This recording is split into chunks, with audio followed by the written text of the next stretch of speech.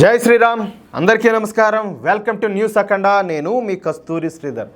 మిత్రులారా, కాశ్మీర్లోని పహల్గాం ప్రాంతంలోని టూరిస్ట్ స్పాట్లో పాకిస్తాన్ తీవ్రవాద దాడి చేసిన సంగతి మీకు అందరికి కూడా తెలిసిందే. ఈ దాడిలో 26 మంది అమాయకులు చనిపోయినారు. పైగా ఈ తీవ్రవాదులు అక్కడ ఉన్నటువంటి బాధితులను పోయేసి మీ మోడీకి చెప్పుకోండి అని చెప్పేసి ఎట్టకారంగా మాట్లాడినారంట. ఎట్టకారంగా అంటే నేరుగా ప్రధాని మోడీ గారికే ఛాలెంజ్ విసినారన్నమాట. మరి మన మోడీ గారు ఊరుకుంటారా? అస్సలు ఊరుకోరు. మామూలుగానే ఆయన ఎంతసేపటికి ఒక స్నేహపూర్వకంగా అయితే కలుస్తాడు, కానీ దేశానికి ఏదైనా చెడ్డ చేయాలన్నా లేకపోతే దేశ ప్రజలకు ఏదైనా నష్టం వాటించాలన్నా కూడా ఆయన క్షణమైనా ఓర్చరు. మరి అట్లాంటిది ఆయన ఎట్లా ఊరికే ఉంటాడు? అవునా కాదా?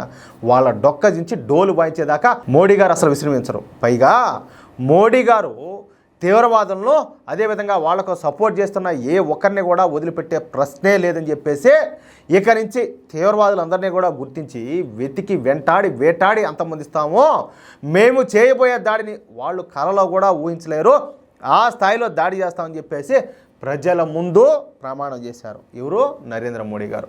ఇక ఆ స్థాయిలోనే మన దేశంలో యుద్ధ సన్నాహాలను ప్రారంభించారు. ఇప్పటికే సైనికుల యొక్క సెలవులన్నింటినీ కూడా రద్దు చేశారు. కాశ్మీర్లో 20,000 మంది సుశిక్షితులైనటువంటి ప్రత్యేక బలగాలను మోహరించారు. సహజంగా భారత పాకిస్తాన్ సరిహద్దుల వద్ద అంటే ఎల్ఓసి వద్ద అడవులు ఎక్కువగా ఉంటాయి. అందుకే జంగిల్ వార్ఫేర్లో అత్యుత్తమ శిక్షణ తీసుకున్నటువంటి కోబ్రా కమాండోలను కూడా భారత ప్రభుత్వం ఈ ఎల్ఓసి వద్దకు తరలించింది. అంతేకాకుండా ఆర్టిలరీ గన్స్ను, యుద్ధ ట్యాంకులను ఎల్ఓసి వద్దకైతే తరలిస్తారు. ఇకపోతే యుద్ధ విమానాలను రెడీ చేస్తారు. అలాగే శత్రు భూభాగంలోకి వెళ్ళి ఎలా దాడులు చేసి తిరిగి రావాలన్న విషయంపైన ప్రత్యేకంగా ఎక్సర్సైజ్లు కూడా నిర్వహిస్తారు. ఎయిర్ బేస్లు అన్నింటిలో కూడా హై అలర్ట్ ప్రకటించారు. ఇక సముద్రంలో అయితే కరాచీ నావల్ బేస్ను టార్గెట్గా చేసుకొని మన ఐఎన్ఎస్ విక్రాంత్ను రంగంలోకి దింపినారు. దీనికి తోడుగా మరో 5 ఈ డిస్ట్రాయర్లను కూడా సముద్రంలో మోహరించారు. అంటే భారత్ పూర్తి స్థాయిలో యుద్ధానికి సన్నాహాలు చేస్తుందన్నమాట. ఇక ఈ విషయంలో భారత్కు అమెరికా, ఇజ్రాయెల్, ఫ్రాన్సు, ఇటలీ దేశాలు పూర్తి స్థాయిలో మద్దతునిస్తున్నాయి. తీవ్రవాద వ్యతిరేక చర్యలకు భారత్ ఎటువంటి నిర్ణయం తీసుకున్నా సరే సపోర్ట్ చేస్తామని ఈ 4 దేశాలు కూడా ప్రకటించాయి. సరే, ఇక ఇప్పుడు ఈ పాకిస్తాన్కు సపోర్ట్ చేసే దేశాల విషయానికి వద్దాం.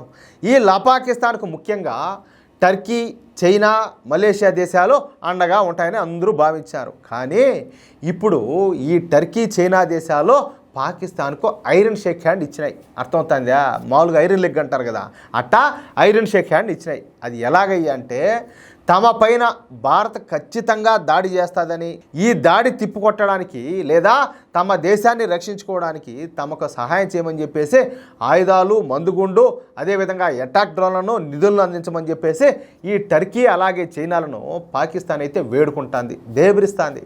అయితే ఈ 2 దేశాలు కూడా అందుకు విరుద్ధంగా వ్యవహరించినాయి. చైనా అయితే కొత్తగా ఇచ్చేటటువంటి ఆయుధాలను ఇవ్వకపోగా ఇప్పుడు పాకిస్తాన్ వద్దనున్నటువంటి తమ చైనీస్ ఆయుధాలను కూడా పాకిస్తాన్ ఉపయోగించడానికి వీల్లేదని చెప్పేసి పాకిస్తాన్ను హెచ్చరించింది. అంటే చైనా ఆయుధాలు సహజంగానే డూప్లికేట్, ఇవన్నీ కూడా నాసిరకమైనటి. దానికి తోడు పాకిస్తాన్ సైనికులకు సరైన శిక్షణ కూడా ఉండదు. ఈ పరిస్థితుల్లో పాకిస్తాన్ కనుక ఈ చైనా ఆయుధాలను ఉపయోగిస్తే చైనా ఆయుధాలు తుస్సమంటాయి అట్నే. ఇక అప్పుడు ప్రపంచవ్యాప్తంగా ఈ చైనా పరువు పోతుంది. ఆ భయంతోనే చైనా పాకిస్తాన్కు ఈ కండిషన్ అయితే పెట్టింది. ఇంకెందుకు వాళ్ళకి ఆయుధాలు వేయడం, ఈపు గోక్కునేదానికి, వీళ్ళు ఎత్తులు కాకపోతే ఇల్లు ఇలా గుడగాల. ఇక ఈ టర్కీ మాత్రం ఖచ్చితంగా పాకిస్తాన్కు సాయం చేస్తుందని చెప్పేసి అందరూ కూడా భావించారు. ఎందుకంటే టర్కీ కూడా ఈ ఉగ్రవాద భావజాలం ఉండేటటువంటి దేశం అన్నమాట. ఎంతసేపటికి ఈ మత పిచ్చితో రగిలిపోతూ ఉంటారు వాళ్ళు కూడా. కాబట్టి ఆ కోవలో ఆలోచన చేస్తే వాళ్ళు ఏమైనా ఇలా సపోర్ట్ చేస్తారేమని చెప్పేసి అందరూ కూడా భావించారు. కానీ టర్కీ పాకిస్తాన్కు ఎటువంటి సాయం చేయలేమని చెప్పేసి చెప్పేసింది. ఇక ఈ విషయాన్ని టర్కీ డిఫెన్స్ మినిస్టర్ స్వయంగా తెలియజేశారు. టర్కీ నుంచి 6 మిలిటరీ వాహనాలు పాకిస్తాన్లో దిగినాయని సోషల్ మీడియాలో జరుగుతున్నటువంటి ప్రచారంలో నిజం లేదని, మేము ఈ విషయంలో కలవ చేసుకోమని చెప్పేసి టర్కీ డిఫెన్స్ మినిస్టర్ చెప్పేశాడు. దీంతో ఒక్కసారిగా పాకిస్తాన్కు భారీ షాక్ తగిలినట్టయింది. ఈ దెబ్బలతో ప్రస్తుతం పాకిస్తాన్కు తిమ్మ తిరిగి మైండ్ బ్లాక్ అయిపోతుంది. ఇక ఏం జరగబోతుందో చూడాలా. అంటే వీళ్ళు ఎవరి సాయం కోసం అయితే పోయినారో వాళ్ళందరూ కూడా కొట్టి పంపించారు, ఊరికే కూడా కాకుండా. చూద్దాం ఇంకా ఏం జరుగుతుందో. మిత్రులారా, ఈ న్యూస్ కనుక మీకు నచ్చినట్లయితే ఖచ్చితంగా ఈ న్యూస్ నలుగురికి షేర్ చేయండి.